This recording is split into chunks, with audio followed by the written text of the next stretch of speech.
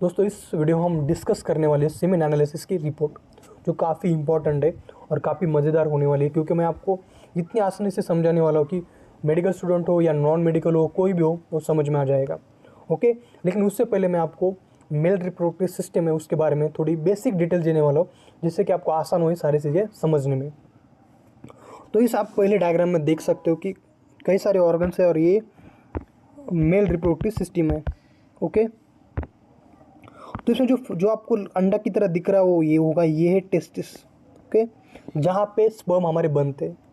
जो उसके ऊपर कैप है, उस कैप को कहते हैं मीपिडाइमिस। ये भी काफ़ी इंपॉर्टेंट पार्ट है। यहाँ पे जो स्पर्म है वो स्टोर किया जाता है, और जो मैचुरेशन होता है उसका एंड मोटिलिटी, जो मोटिलिटी यानी जो स्विमिंग करने की जो कैपेसिटी है, इस इपिडाइमिस में आती है, इस कैप में आती है। उसके बाद आपको नली दिख रही होगी या ट्यूब दिख रही होगी, ये वैस डिफरेंस। ओके, ये वैस डिफरेंस क्या करते हैं? तो वैस डिफरेंस स्पर्म को कैरी करने का काम करते हैं from the epididymis to the semen vesicle से एजाकुलेटरी डक्ट तक। ओके, उसके बाद आपको ये वाइट कलर का बड़ी सी ट्यूब दिख रही होगी, वो है सेमेनल वेसिकल। तो सेमेनल वेसिकल्स क्या करती है? जो सीमेन का जो मोस्ट ऑफ पार्ट होता है, मोस्ट ऑफ फ्लूइड होता है या कंटेंट, यानी अप टू 75% वो फॉर्म करती है हमारे सेमेनल वेसिकल्स। सेमेनल वेसिकल्स में फ्रक्टस होता है, जो कि एनर्जी प्रोवाइड करता है स्पर्म को स्विम करने में फीमेल जेनिटल ट्रैक्ट में। ओके, उसके बाद सेमेनल वेसिकल्स के बाद जो ये लाइन आ रही है, ये है इजैकुलेटरी डक्ट। ओके, तो इजैकुलेटरी डक्ट क्या करती है? सेमेनल वेसिकल्स से लेकर उरेथ्रा तक स्पर्म को कैरी करने का काम करती है। और उसके जो नीचे जो ग्लैंड दिख रहा है आपको, ये छोटा वाला ग्लैंड, ये ग्लैंड क्या है? ये प्रोस्टेट ग्लैंड है। इसका भी काफ़ी इंपॉर्टेंट फंक्शन है। प्रोस्टेट ग्लैंड क्या करता है? ऐसे इंजाइम्स को प्रोड्यूस करता है, जो इंजाइम्स जब जो सीमेन है बाहर आने के बाद उसको लिक्विफाई करने का काम करता है, यानी उसको ज़्यादा फ्लूडिफाई करने का काम करता है, ज़्यादा पतला करने का काम करता है, जो भी इंपॉर्टेंट है स्विम करने के लिए, उस सीमेन की हेल्थ के लिए। ओके, थर्ड जो पार्ट आपको स्मॉल दिख रहा होगा, ये बहुत छोटा छोटा, ये बल्ब ग्लैंड या कॉपर्स ग्लैंड, जिसका काम ये होता है जो इंटरकोर्स या सेक्स करने के टाइम जो फ्लूइड हमारे पेनिस से बाहर आता है, ये प्रोड्यूस करने का काम होता है, इस बल्ब या कॉपर्स ग्लैंड का काम होता है। ओके, जो कि लुब्रिकेशन में काफ़ी इंपॉर्टेंट होता है। उसके बाद ऐसे स्ट्रेट लाइन आपको दिख रही, ये है यूरेथ्रा, जो कि कैरी करते हैं हमारे स्पर्म्स को from ejaculatory duct to outside. Okay, external environment में लाने का काम करते हैं कौन? यूरेथ्रा करती है। तो डिफरेंट पार्ट्स से दोस्तों में जो है ना, मैंने आपको समझाने की कोशिश की कि इनका बेसिक काम क्या होता है। इसका इंपॉर्टेंस आपको रिपोर्ट में मैं आपको थोड़े थोड़े बताऊंगा।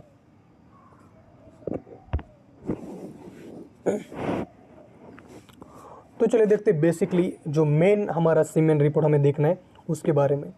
तो सीमेन जब हमें कभी भी टेस्टिंग के लिए देना होता है, तो मिनिमम उस पेशेंट को कहा जाता है कि आप मास्टरबेशन या सेक्स 5 to 7 डेज के लिए आप ना करिए, यानी एब्स्टिनेंस रखिए।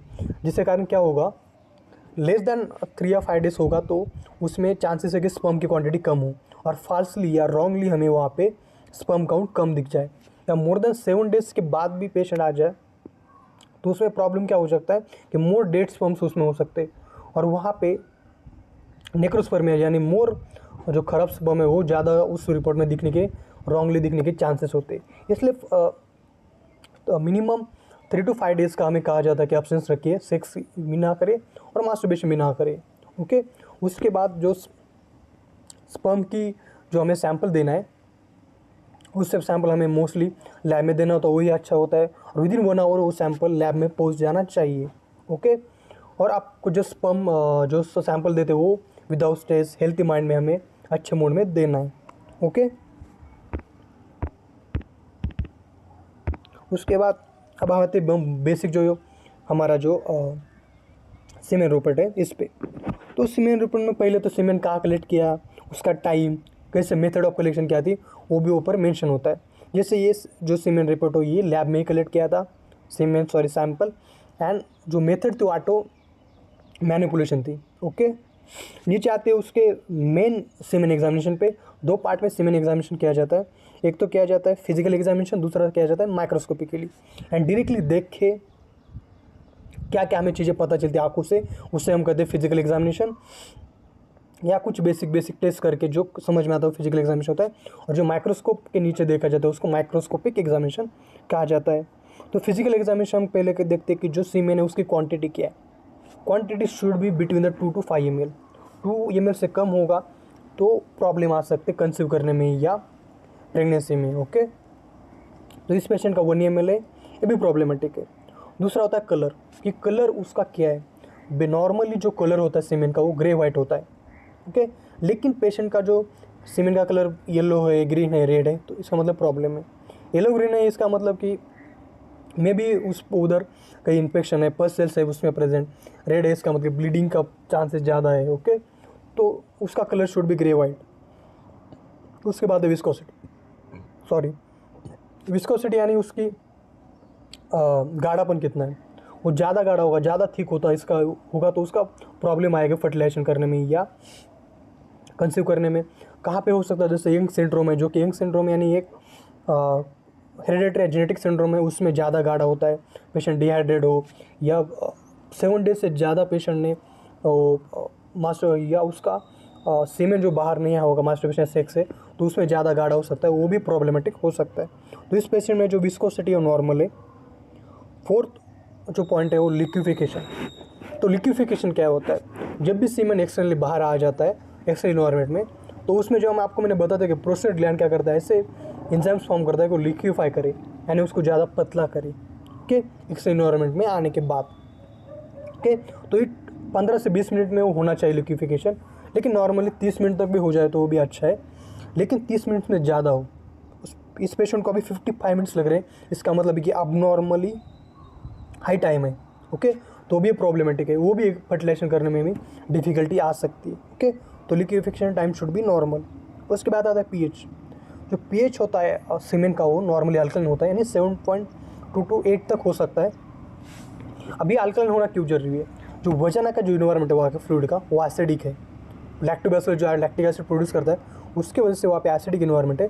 स्पर्म अभी वहाँ पे एसिडिक इन्वायरमेंट में जाएगा तो वो डिस्ट्रॉय डैमेज हो सकता है। इसीलिए जो सीमेंट का जो नेचर होता है अल्कलाइन होता है, जो कि प्रोटेक्ट करता है वजनल फ्लूइड में इसको डैमेज से। ओके, इस पेशेंट में भी अल्कलाइन है, इसका मतलब भी नॉर्मल है। उसके बाद फ्रुक्टोज प्रेजेंट है आपसे। तो फ्रुक्टोज मैंने आपको बताया था पहले पेज पे कि fructose produce by the seminal vesicle जो ग्लैंड है, जो कि इम्पॉर्टेंट है उसको एनर्जी के लिए। और कई सारे ऐसे बीमारी है जहाँ पे जैसे सीमेनल वेसिकल अपसेट होता है सिस्टिक फाइब्रोसिस में, या ब्लॉकेज आएगा इजैकुलेटरी डक्ट में, उस ट्रैक में ब्लॉक या ऑब्स्ट्रक्शन आ जाएगा, तो उसमें भी ये फ्रुक्टोज एब्सेंट हो सकता है। ओके, तो पेशेंट में एनर्जी स्पर्म को नहीं लगेगी तो वो भी वो फर्टिलाइजेशन नहीं कर पाएगा। तो इस पेशेंट में प्रेजेंट इसका मतलब कि नॉर्मल है। तो ये तो हो गई फिजिकल एग्जामिनेशन जो मैंने आपको बताया। उसके बाद आता है important microscopic examination. Microscopic examination सबसे फर्स्ट पॉइंट होता है स्पर्म काउंट, कि उस पेशेंट के जो सीमेन है उसमें स्पर्म काउंट कितना है। नॉर्मली जो होता है वो जो कहा जाता है more than 50 million should be there. 40 million के आसपास होगा तो अच्छा है, लेकिन मोर देन 50 मिलियन रहना चाहिए किसी भी पेशेंट में, किसी भी पर्सन में। तो इस पेशेंट में 12 मिलियन है। इसका मतलब है कि ये पेशेंट ऑलिगोस्पर्म में है, इसका मतलब ये भी आप नॉर्मल है 50 मिलियन से कम होना। और ये फर्टिलिटी भी या कंसीव करने में प्रॉब्लम कर सकता है, और ये मोस्टली करता है लेस देन 50 मिलियन का। उसको हम इंट्रायूट्राइन इंसेमिनेशन करते हैं, एंड डायरेक्टली उस स्पर्म को हम यूट्रस में इंसेमिनेट कर जाते हैं विदाउट सेक्स। ओके, जो असिस्टेड रिप्रोडक्टिव टेक्निक्स होते हैं, इससे इस पेशेंट को कंसीव या फर्टिलिटी दी जाती है। ओके, तो इस पेशेंट में स्पर्म काउंट है 12 मिलियन, जो कि उसको कहते हैं ओलिगोस्पर्मिया। लेस दैन 5 मिलियन हो तो उसमें कहते हैं सीवियर ओलिगोस्पर्मिया। ओके, तो उसमें IUI या इंट्रायूट्राइन इंसेमिनेशन नहीं कर सकते, उसको इन यूट्रो फर्टिलाइजेशन किया जाता है, यानी वाइफ से ओम यानी में जो हस्बैंड है उससे स्पर्म लेके एक पेटेड डिश में रख के वहाँ पे ही फर्टिलाइजेशन किया जाता है, क्योंकि पेशेंट इनेबल होते हैं डायरेक्टली नॉर्मली या नेचुरली कंसीव करने के लिए। ओके, तो लेस देन 50 मिलियन होना ये अब नॉर्मल है, मोर देन 50 मिलियन होना चाहिए, और एक एवरेज 40 मिलियन के आसपास एक अच्छा स्पर्म काउंट होता है। उसके बाद है स्पर्म की मोटिलिटी। स्पर्म की मोटिलिटी 3 टाइप्स की होती है। एक तो प्रोग्रेसिव मोटिलिटी होती है, एक नॉन प्रोग्रेसिव होती है, और एक नॉन मोटाइल होता है जो कि इमोटाइल है। प्रोग्रेसिव मोटिलिटी यानी वो प्रॉपरली स्विम कर रहा है उस फ्लूइड में, या जेनिटल ट्रैक्ट में, और उसका जो डिस्टेंस भी वो ले रहा है। जो नॉन प्रोग्रेसिव मोटिलिटी होती है उसमें क्या होता है, स्पर्म ना आगे नहीं जा पाता, स्विम कर पाता, उस जगह पे रोटेटरी मूवमेंट करता है या कर्व में करता है या अलग अलग डायरेक्शंस में वो मोटिलिटी करता है। तो जो मोटिलिटी होती है वो ए ग्रेड है, जिसमें कि प्रोग्रेसिव मोटिलिटी है वो 32% से ज़्यादा होनी चाहिए, और ये and B non progressive and progressive motility मिल के मोर देन 40% वो मोटाइल होना चाहिए। हाँ, इस पेशेंट में जो मोटिलिटी है वो नॉर्मल है, क्योंकि यहाँ पे जो मोटिलिटी है ये टाइप की जो मोटिलिटी, जो प्रोग्रेसिव मोटिलिटी है 40% है, जो कि अच्छी है, जो 32% से ज़्यादा होनी चाहिए, और बी ग्रेड 10% है, जो इमोटाइल स्पर्म से 50% है।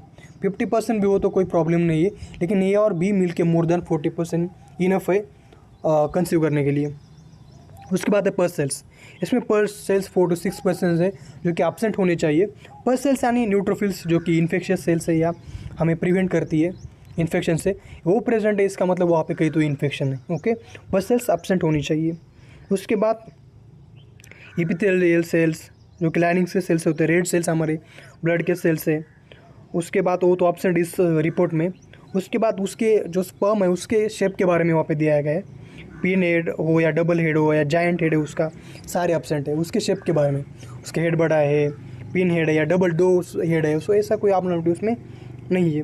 तो आखिर में जो उसका रिपोर्ट है डायग्नोसिस है, क्योंकि उसका स्पर्म काउंट बहुत ही कम है, 12 मिलियन है, तो इसका ओलिगोस्पर्मिया कहते हैं, कि यानी स्पर्म काउंट कम होना।